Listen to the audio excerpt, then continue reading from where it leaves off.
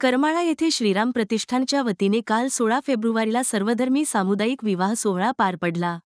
या सोहळ्यात एक बौद्ध पद्धतीने तर 24 हिंदू धर्म पद्धतीने विवाह पार पडले। नवऱ्या मुलींसाठी मेकअप किट, वधूवरांना कपडे, चपला, बूट, संसार उपयोगी साहित्य, मणी, मंगळसूत्र देण्यात आले।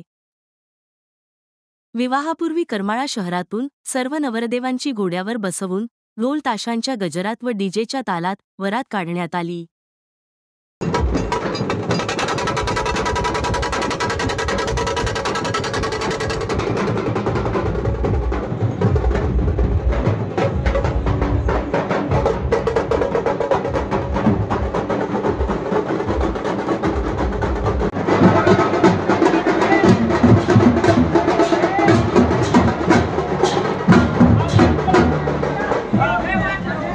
यावेळी श्रीराम प्रतिष्ठानच्या पदाधिकाऱ्यांसह करमाळा येथील नागरिकांनी उत्स्फूर्तपणे सहभाग घेतला।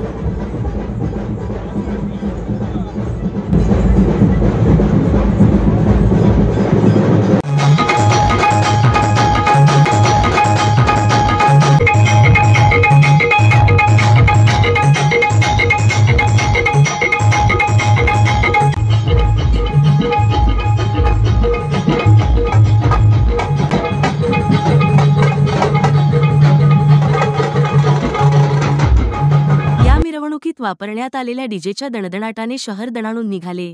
कानाला कर्कश होणाऱ्या आवाजाने अनेकांचे कान देखील दुखून आले।